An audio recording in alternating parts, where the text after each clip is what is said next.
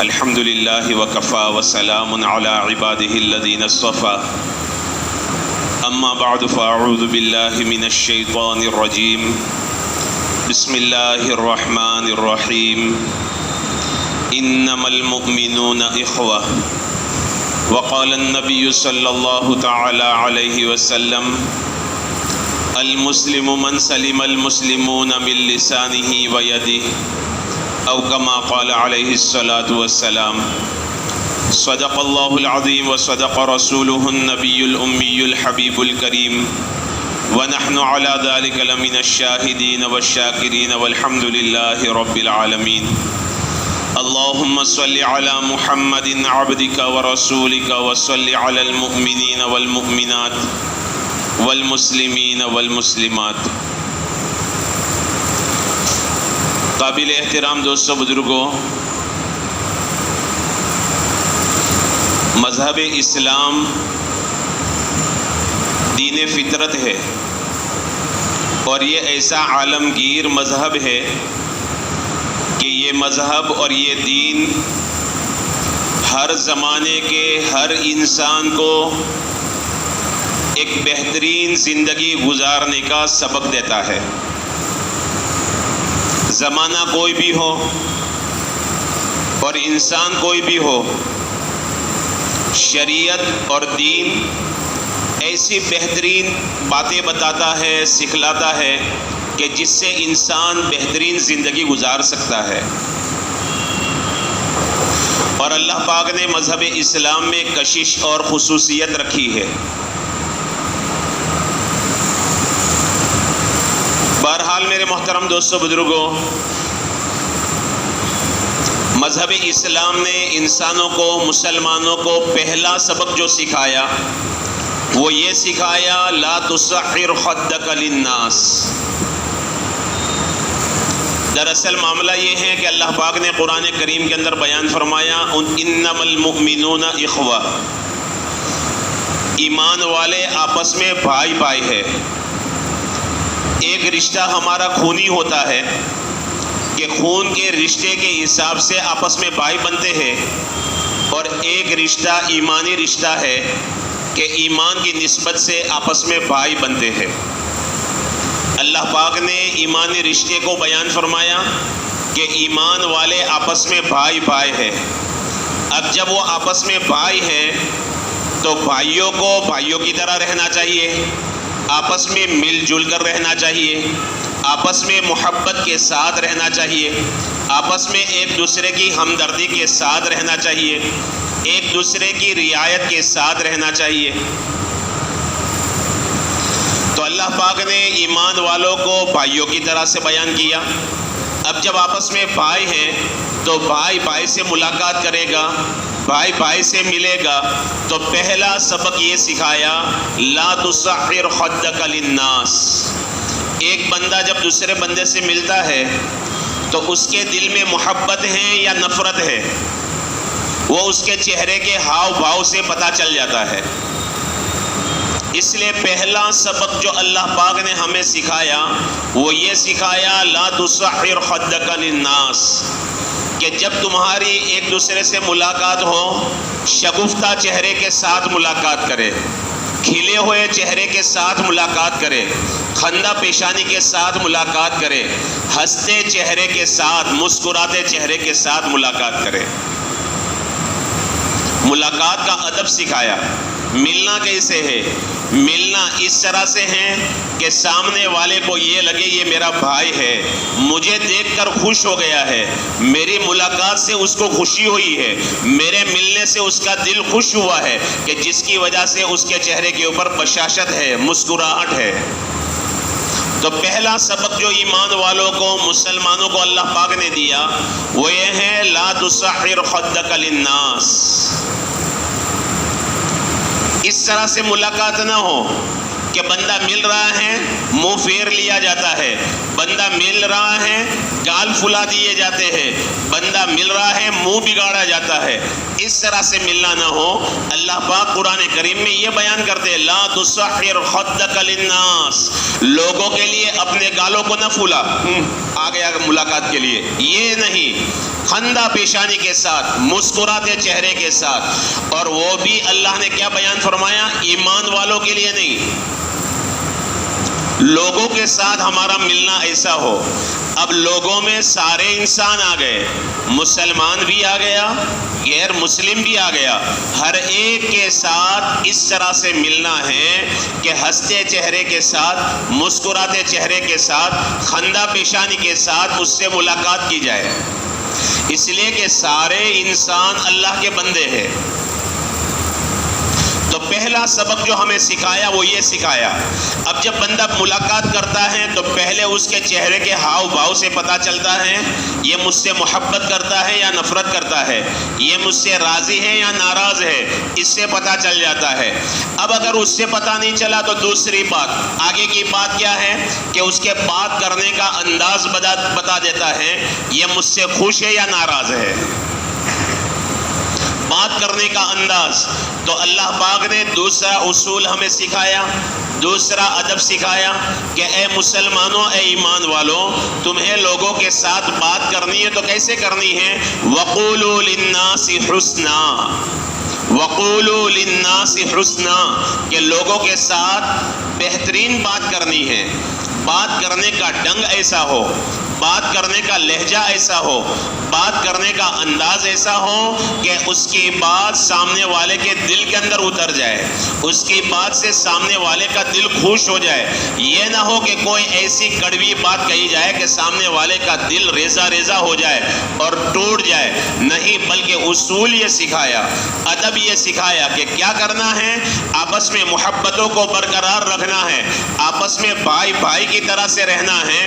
تو پہلا اصول یہ، ملنے کا انداز صحیح ہو، خندہ پیشانی کے ساتھ، مسکراتے چہرے کے ساتھ ملا جائے، بات بھی صحیح ڈھنگ سے کی جائے، بہترین انداز سے بات کی جائے، یہ دوسرا اصول بتایا۔ پھر تیسرا اصول بتایا مذہب اسلام نے، تکف شرک عن الناس، اپنے شر کو، اپنی برائی کو لوگوں سے روکے رکھو۔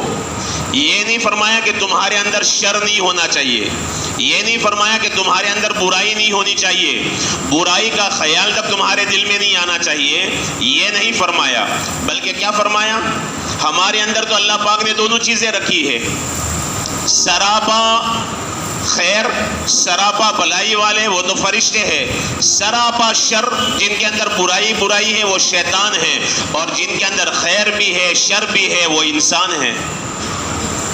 فَأَلْهَمَهَا فُجُورَهَا وَتَقْوَاهَا، اللہ رب العزت فرماتے ہیں ہم نے انسان کے اندر بلائی کا مادہ بھی رکھا ہے، اس کو وہ کیپیسٹی دی ہے، وہ قوت اور وہ طاقت دی ہے، اور وہ استعداد دی ہے کہ وہ نیکی بھی کر سکتا ہے اور برائی بھی کر سکتا ہے۔ دونوں کیپیسٹی اللہ تعالیٰ نے ہمارے اندر رکھی ہے، دونوں استعدادیں اللہ تعالیٰ نے ہمارے اندر رکھی ہے۔ جب اللہ نے رکھی ہے تو وہ ختم ہونے والی نہیں ہے، وہ تو رہے گی۔ اسی لیے مذہب اسلام نے ہمیں یہ نہیں کہا کہ برائی ختم کر دو، برائی کا خیال بھی دل میں نہ آئے، بلکہ کیا فرمایا؟ تکف شرک عن الناس، اپنی برائی کو لوگوں سے روکے رکھو۔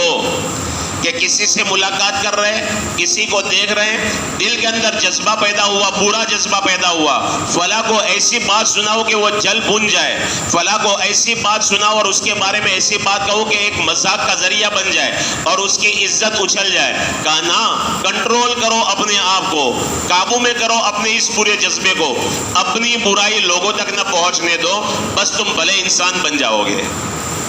تکف شرک عن الناس، اپنی برائی سے، اپنی برائی کو لوگوں سے روکے رکھو، لوگوں کو نقصان نہ پہنچے۔ یہ بڑے بڑے اصول ہیں سماج اور معاشرت کے اندر محبتوں کو برقرار رکھنے کے لیے۔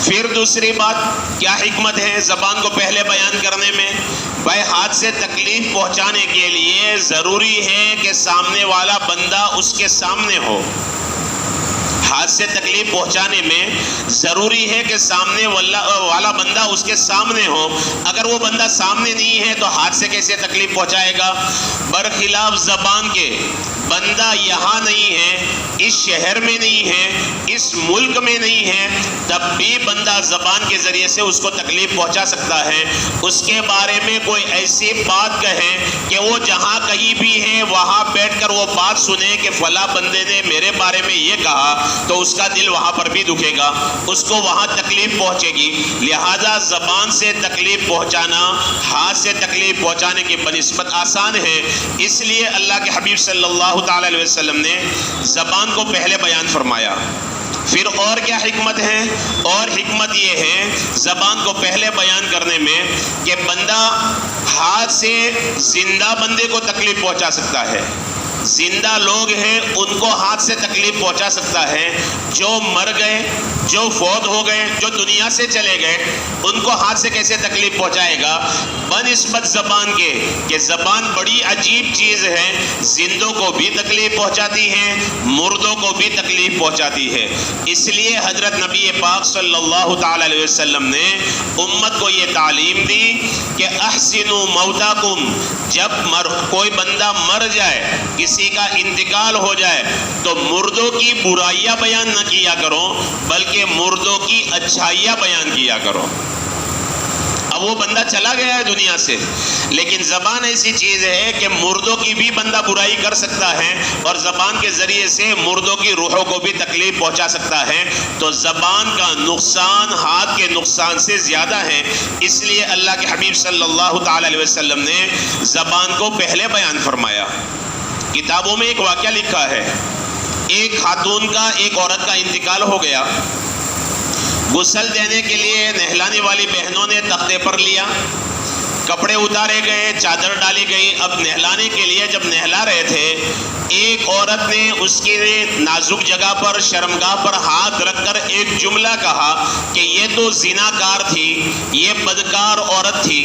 حقیقت یہ تھی کہ وہ اللہ کی بندی جس کا انتقال ہو گیا تھا وہ بڑی دیندار تھی، بڑی متقی پرہیزگار تھی. اللہ کی شان کہ اس عورت نے جب یہ جملہ کہا اس کا ہاتھ وہاں پر چپک گیا. بڑی کوشش کر رہی ہے ہاتھ چھڑانے کی، دوسری عورتوں نے بھی زور لگایا، ہاتھ نہیں چھوٹ رہا. اب کرے تو کیا کرے؟ اب اس بات کو آگے بڑھانا ہے. گھر کے مردوں تک بات پہنچائی گئی، وہ بات چلتے چلتے محلے میں چلی، مسجد تک پہنچی، امام صاحب تک بات پہنچی، عالم صاحب تک بات پہنچی. عالم نے علم کی روشنی میں قرآن و حدیث کے اوپر غور کیا. پھر وقت کے عالم نے بتایا کہ کہیں ایسا تو نہیں ہے کہ جس کا ہاتھ چپک گیا ہے اس نے اس مرحومہ عورت کے اوپر کوئی تہمت لگائی ہو، کہیں ایسی بات تو نہیں ہے. اب جب مسئلہ یہ ہے ہاتھ چپک گیا ہے تو پھر راز کیسا راز، بات کھولنی پڑی اور یہ حقیقت بتانی پڑی کہ نہلانے والی اس خاتون نے اس طرح کا جملہ کہا تھا کہ یہ تو بدکار عورت تھی. تو پھر اس عالم نے بتایا کہ اللہ رب العزت کی طرف سے نظام چلا ہے، اس کا ہاتھ جتنی بھی کوشش کر لو چھوٹنے والا نہیں ہے، وہ چپکا رہے گا جب تک کہ اس کو تہمت لگانے والے کی جو سزا ہوتی ہے وہ سزا اس کو نہ دے دی جائے. میت کے اوپر کپڑا ڈالا گیا، اس عورت کو 80 کوڑے مارے گئے. جب 80 کوڑے مارے گئے وہ ہاتھ خود بخود چھوٹ گیا. اندازہ لگائے زبان کا نقصان کتنا خطرناک ہے، زبان سے تکلیف پہنچانا کتنا خطرناک ہے. تو زبان سے تکلیف پہنچانا ہاتھ سے تکلیف پہنچانے کی بنسبت زیادہ ہے. اس لیے اللہ کے حبیب صلی اللہ تعالی علیہ وسلم نے زبان کو پہلے بیان فرمایا. لہذا ہمیں اپنی زبان کو قابو میں رکھنے کی ضرورت ہے. کسی کے بارے میں کچھ بھی بول دینا. آج دوستو ہمارا سماج اس معاملے میں بہت زیادہ ملوث ہے، کسی کے بارے میں کچھ بھی بول دیتے ہیں. نہیں میرے محترم دوستو بزرگوں، دلوں کا راز جاننے والا اللہ تعالیٰ ہے. اللہ جانتے ہیں کون کیسا ہے.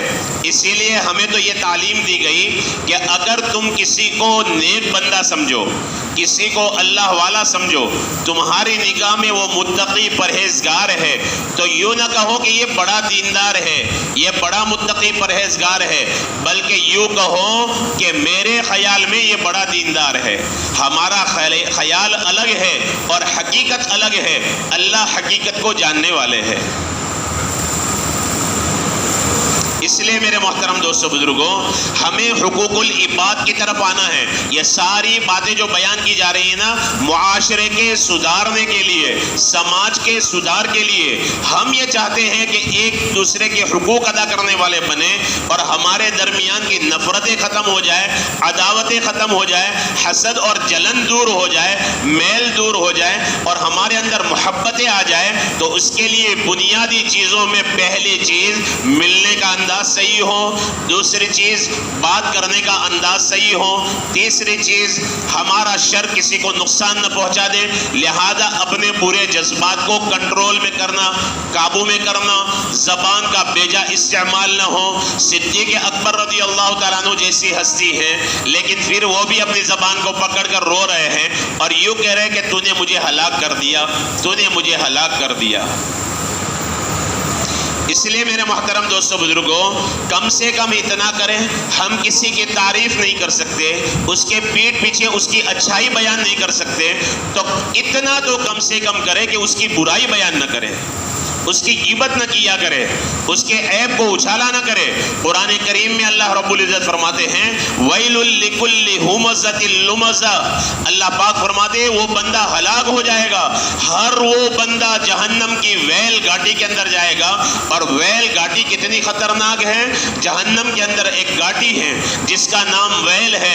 رحمت دو عالم صلی اللہ تعالی علیہ وسلم کا ارشاد ہے کہ جہنم روزانہ 7 مرتبہ رب ذوالجلال سے اس بات کی پناہ مانگتی ہے، اے میرے مولا مجھے ویل سے بچا، مجھے ویل سے بچا، مجھے ویل سے بچا. وہ گاٹی کتنی خطرناک ہوگی. اللہ پاک فرماتے ہیں وَيْلٌ لِكُلِّ هُمَزَةٍ لُمَزَةٍ، ہر وہ بندہ ویل گاٹی کے اندر جائے گا، جہنم کے اندر جائے گا جس کے اندر 2 برائیاں ہوگی. ایک کسی کی ٹوہ میں رہنا، عیب تلاش کرنے کی فکر کرنا، کسی کے عیب کو تلاش کرنا، یہ ہمزہ ہے. اور لمزہ پھر ان عیبوں کو لوگوں کے اندر بیان کرنا. او ہم تو اس کو یہ سمجھ رہے تھے، یہ تو ایسا ہے. عیب تلاش کرنے والا، عیب کو بیان کرنے والا، وہ جہنم کی اس وادی کے اندر جائے گا. پھر اللہ تعالیٰ نے سورہ ہمزہ کے اندر پورا تفصیل سے بیان کیا وہ بدبخت انسان کیسا ہوگا اور اس کو سزا کیسی دی جائے گی. فی عمد ممددہ، اللہ رب العزت نے جہنم کے اندر بڑے بڑے ستون، بڑے بڑے پول بنائے ہیں، اس کے اندر ان بندوں کو فٹ کیا جائے گا، بند کیا جائے گا. مولانا طارق جمیل صاحب فرماتے ہیں آج کے دور میں اگر اس کو تھوڑا سا سمجھنا ہو تو ہمارا جو پریشر کوکر ہے اس کو سمجھ لیجئے. پریشر کوکر میں اندر پریشر ایک حد تک بنتا ہے تو پھر سیٹی اونچی ہو جاتی ہے، ہوا باہر نکل جاتی ہے.